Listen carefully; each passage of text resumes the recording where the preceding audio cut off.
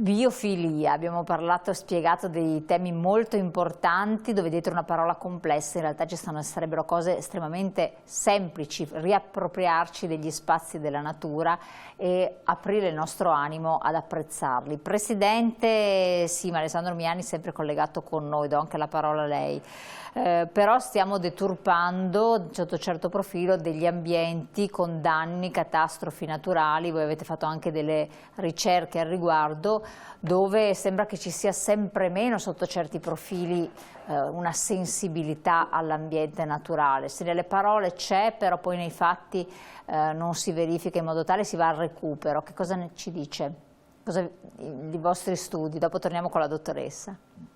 Certo, consideri che il periodo pandemico in Italia comunque è stato estremamente utile perché ha portato gli italiani, non solo i nostri governanti, ma tutti noi, a riscoprire, forse perché abbiamo avuto un filo più di tempo libero anche all'interno delle nostre case o dei nostri spazi di vita e di lavoro, a riscoprire la natura che in parte si è riappropriata anche di città particolarmente ostiche ad essa. Sicuramente è un percorso difficile in Italia fare passare questi concetti che sono oggi molto di moda, ma contemporaneamente diciamo, vanno a ostacolare forse alcune idee, io voglio dire un po' retrograde della politica del passato, che ha sempre imputato al progresso la distruzione della natura. Le due cose possono convivere, della natura e dell'ambiente, le due cose possono convivere, noi l'abbiamo dimostrato in molti studi, l'abbiamo detto in molte occasioni e continuiamo a ripeterlo. Nel caso delle città, consideri che nel 2050 noi avremo oltre il 70% della popolazione mondiale che vivrà in grandi agglomerati urbani. E quindi proprio il tema della biofilia, ma il tema della natura più in generale o dell'ambiente urbano di prossimità e anche salubre dal punto di vista anche di accessibilità al verde è un elemento su cui i grandi studi di progettazione, i grandi scienziati e voglio dire, i pensatori stanno lavorando per progettare la città del prossimo futuro, quella in cui passeremo la quasi totalità purtroppo della nostra vita e quindi dovrà essere una città più inclusiva anche dal punto di vista sociale, ma più verde e con una maggiore possibilità di accedere a questo verde, che sia un verde di qualità.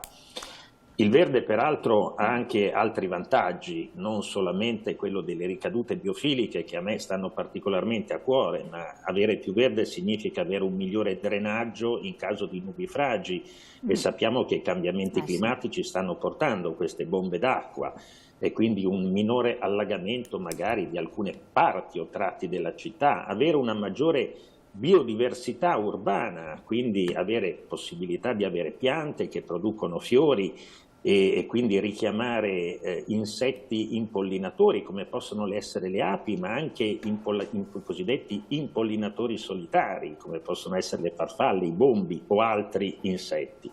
E poi ha una funzione di barriera antismog, quindi la parte aerea delle piante, i rami e le foglie diventano una sorta di filtro naturale per lo smog e l'apparato radicale è in grado di assorbire anche i metalli pesanti che sono liberati sempre dall'inquinamento atmosferico e poi dispersi anche da pneumatici, dai freni a disco delle automobili e via dicendo. E per quanto riguarda gli ambienti invece confinati, ossia i nostri luoghi di vita e di lavoro, anche qui il verde, l'abbiamo già detto, gioca un ruolo molto importante come sistema di purificazione complessiva dell'aria, oltre che avvicinare, come lo fa il verde outdoor, anche i bambini alla natura. Noi abbiamo perso molte delle nostre capacità sensoriali e con la natura le possiamo ritrovare e c'è veramente tanta scienza a livello internazionale che ci dice che circondarsi della natura, avere la vista sulla natura, piuttosto che passare parte della propria giornata a contatto con la natura, non migliora solamente il nostro umore e la nostra salute, ma migliora anche le nostre performance sul lavoro e tante altre cose. Ecco, lei ha accennato a due questioni molto importanti che approfondiremo insieme, tra l'altro. Uno è 1 milione di bambini nel mondo nati morti a causa dell'inquinamento atmosferico, sono dei dati inquietanti, avete fatto uno studio su questo, ma ne parleremo appunto in proseguo, e deve fare delle serie riflessioni. E dall'altro, come lei diceva, drenaggio delle acque, non solo catastrofi naturali, raddoppiate in 20 anni in Italia, e soprattutto una spesa che abbiamo che con un conto da 36,5 miliardi di euro tra il 2010 e il 2020 l'Italia raggiunge dei livelli pazzeschi delle vette per quanto riguarda i danni da catastrofi naturali, che sono sempre più frequenti. Facendo i dovuti scongiuri ne parliamo anche in questo periodo con lei adesso, perché questo è un periodo un po' cruciale in genere. L'autunno e la primavera sono momenti un po' delicati per queste manifestazioni atmosferiche estreme. Voi avete condotto questo studio sui danni ambientali del non rispetto dell'ambiente, le conseguenze, quindi quello che sta succedendo. Beh, le conseguenze sono catastrofiche a livello epidemiologico e anche di prospettive future, seppure nei quadri, diciamo, più ottimistici andiamo incontro a periodi veramente difficili, ed è per questo che tra cambiamento climatico, i vari, diciamo, inquinanti nelle diverse matrici, aria, acqua, terra, soprattutto aria, che è l'emergenza ambientale o l'emergenza sanitaria di origine ambientale più importante che c'è al mondo in questo momento, seguita da quella dell'acqua, e agire con gli strumenti che abbiamo. Non abbiamo molti strumenti, dobbiamo fare azioni che siano sostenibili economicamente ma anche socialmente accettabili. Ebbene, la natura è una di queste soluzioni che è alla portata di tutti, è solo una questione di volontà politica da un lato dei nostri amministratori e dall'altro una scelta di campo, nel vero senso della parola, basandosi su quelle che sono le evidenze scientifiche. Noi alla fine abbiamo vissuto centinaia di migliaia di anni nella natura e solo negli ultimi secoli abbiamo incominciato a vivere all'interno di contesti urbani in cui l'elemento naturale è andato sempre più riducendosi. Dobbiamo riscoprire la natura anche nei luoghi in cui noi viviamo, e la possiamo riscoprire non solo come alberi, piante, come diceva giustamente la dottoressa, ma anche come forme, colori, e questo ce lo dirà probabilmente a breve, che noi possiamo ricreare all'interno del nostro ambiente costruito, o lo stesso ambiente costruito può racchiudere quegli elementi naturali che ci possono dare gli stessi effetti benefici che ci dà la natura vissuta direttamente. L'Organizzazione Mondiale della Sanità, parliamo di cura e quindi di salute, ha attestato questo? Ha avallato? Sì, certo, ma consideri che per l'Organizzazione Mondiale della Sanità, questo è frutto di studi, è stato calcolato in 5.000 metri quadrati di verde fruibile all'interno di una città a 300 metri circa dal portone della nostra casa o del nostro ufficio. Ecco la possibilità, se avessimo questo, per esempio, di ridurre a livello europeo complessivo di circa 43.000 decessi prematuri all'anno per tutte le cause il numero dei morti, ma contemporaneamente se avessimo di una città tra verde piantumato, verde pensile e diciamo tetti verdi, il 40% della superficie verde della città, potremmo ridurre la temperatura al suolo tra gli 8 e i 12 gradi, andando completamente a risolvere il problema delle isole di calore urbano che avvengono soprattutto nei periodi estivi, dovuti a un eccesso di antropizzazione, di cementificazione, quindi l'impossibilità del terreno di liberarsi del grande calore preso durante il giorno, che sono causa in Italia di migliaia di decessi all'anno e anche quindi di costi poi tra diretti e indiretti sul nostro sistema sanitario nazionale veramente importanti. Quindi questi sono temi che interessano la salute, interessano il benessere, interessano la qualità della vita, interessano anche il nostro portafoglio, perché più costano voglio dire, le cure, i servizi medici, più comunque saranno tasse che noi dovremo pagare in questa direzione. Oggi si punta molto sugli stili di vita e sul verde come sistema a costo molto più ridotto per stare meglio, vivere più a lungo e risparmiare anche in termini economici come Stato. Perfetto. Dottoressa, accennava il Presidente ad altri aspetti che sono interessanti, che emergono e che fanno parte di questo studio e di questo cambiamento che bisognerebbe adottare. Ci racconti? Certo. Allora, dato che spendiamo il 90% del nostro tempo in ambienti chiusi, quindi che siano appunto casa, ufficio, palestra, ristorante o mezzi di trasporto, diciamo che ad oggi la natura, appunto, come si diceva, è scarsa o assente, per cui dobbiamo portare quello che è fuori all'interno di questi ambienti. E lo possiamo fare appunto attraverso la scienza, attraverso questa scienza applicata che si nominava prima, che si chiama appunto Biophilic Design. Come si chiama? Biophilic Design, che in italiano è progettazione biofilica.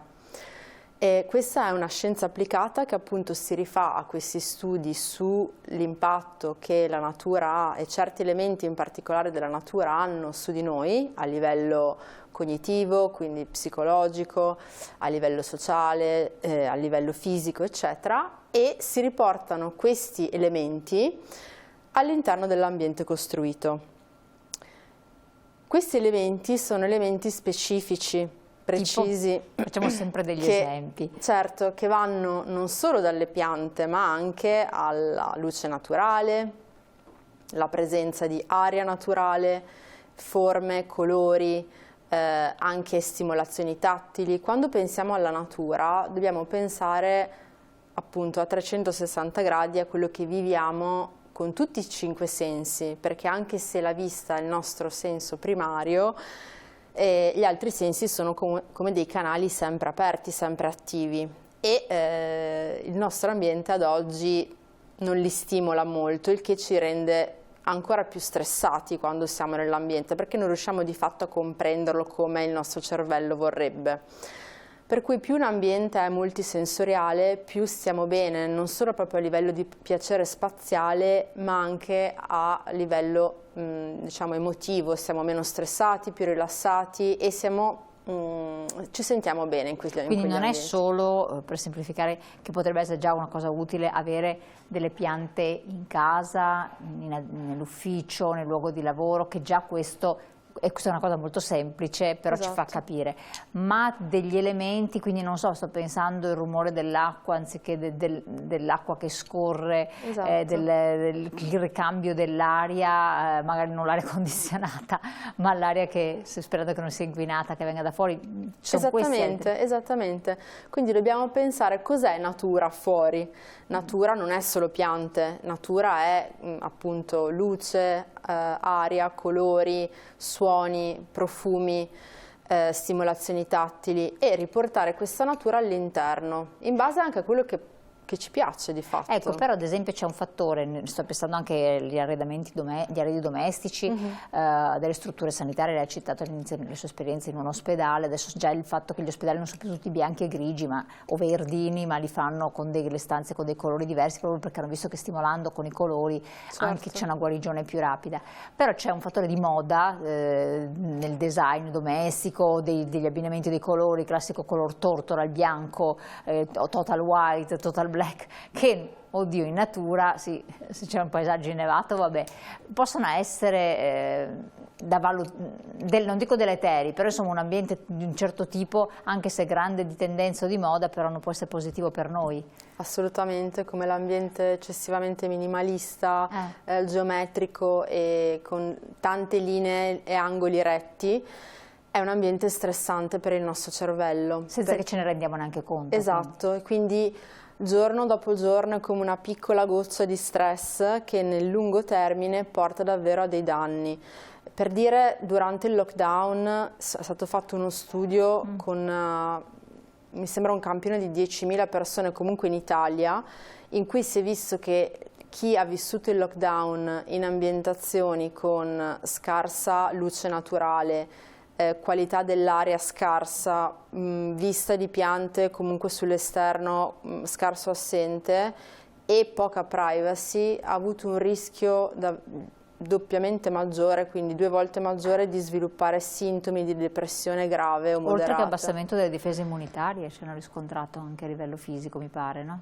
Non so se sarà lo stesso studio, però appunto io parlo della componente psicologica. Depressione. Esatto. Quindi questi elementi così semplici, come la luce naturale, l'aria, la vista sull'esterno e il silenzio, la privacy, che in natura sono normali, comuni, parte della natura, hanno davvero determinato l'esperienza di lockdown che hanno vissuto certe persone rispetto ad altre, ma se guardiamo i nostri ambienti odierni, questi elementi così semplici spesso sono assenti. Pensiamo anche a tanti uffici non hanno luce naturale, tante scuole, tanti laboratori o tanti ambienti chiusi non hanno luce naturale.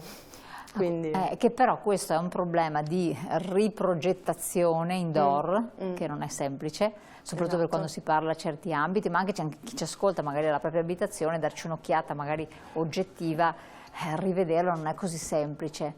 E poi anche un fattore culturale, perché bisogna sapere come riprogettare questi spazi. Lei ha detto tanti angoli, tante cose, però bisogna avere anche l'occhio clinico, no? Esistono dei professionisti che possono aiutare, al di là di quello che dico sempre di moda, di tendenza, eccetera, perché quello magari ci porta a non essere rispondenti a quelli che possono essere questi dettami più salutari per noi e per l'ambiente, che poi noi l'ambiente dovremmo essere tutt'uno, no? Certo, allora appunto il biophilic design è una disciplina interdisciplinare, per cui è fondamentale collaborare tra professionisti esperti, per cui ad esempio io collaboro con architetti, stavo pensando proprio a quello.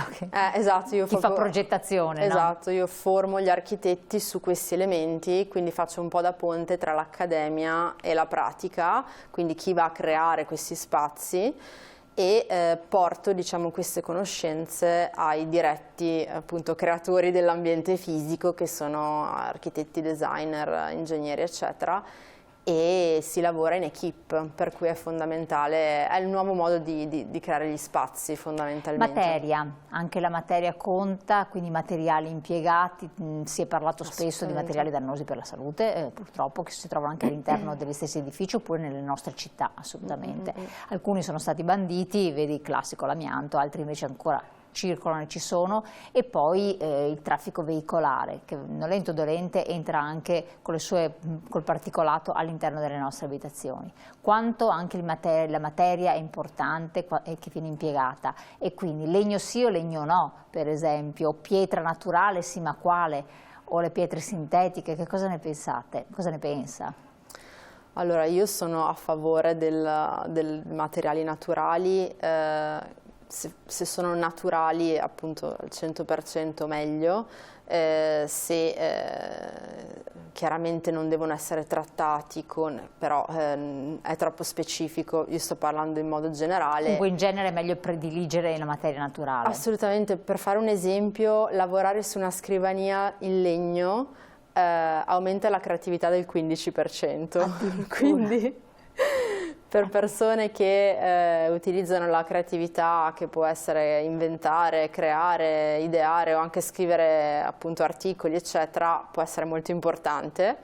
E, per fare un esempio molto semplice, ma veramente le ricerche sono innumerevoli, e se non è possibile appunto materiali naturali come a volte magari il marmo, chiaramente, certo, meglio anche simulato che un materiale non naturale, quindi io sono molto... Una riproduzione del naturale, esatto, tutto qualcosa che ci possa ricollegare con la mente, quello che è l'ambiente esterno. Esatto, perché siamo così connessi alla natura grazie alla biofilia, che è anche una forma indiretta di natura come il simulato, quindi qualcosa che ci ricorda la natura, ha un impatto su di noi, quindi sulla riduzione dello stress, l'aumento delle emozioni positive, l'aumento delle performance, eccetera, eccetera. Anche una pianta finta, io c'ho il pollice nero, no? Piuttosto di niente, ma addirittura tante ricerche oggi da istituzioni importanti come Harvard, ad esempio, mostrano che anche in forma digitale la natura ha un impatto benefico su di noi. Quindi se dobbiamo scegliere uno screensaver per il nostro cellulare o per il nostro desktop del computer, scegliamo forme e foto di natura, o se abbiamo uno schermo a casa, un paesaggio, sfruttiamo questo schermo per appunto riprodurre suoni e immagini digitali. Grazie dottoressa dei suoi suggerimenti, la ringraziamo tantissimo. La riavremo nostra ospite, sappiamo affronteremo altre questioni, altre tematiche insieme. Presidente, io la saluto perché siamo arrivati al termine di questo appuntamento. Una battuta di chiusura? Battuta di chiusura, oltre a ringraziarvi sempre di trattare questi argomenti che ci stanno estremamente a cuore, è quello di guardare un pochettino dentro di noi e domandarci dove ci sentiamo veramente bene. Ebbene, il 90% delle persone risponderanno in un ambiente naturale. Questa è la verità, non dice solo la scienza, lo dice anche il nostro cuore, è solo questione di volerlo riscoprire e di viverlo tutti i giorni, almeno un pochettino. Grazie Presidente, grazie alla dottoressa, grazie a voi. Io vi lascio alla pubblicità, la nostra trasmissione naturalmente dopo continua e quindi restate sul canale 19.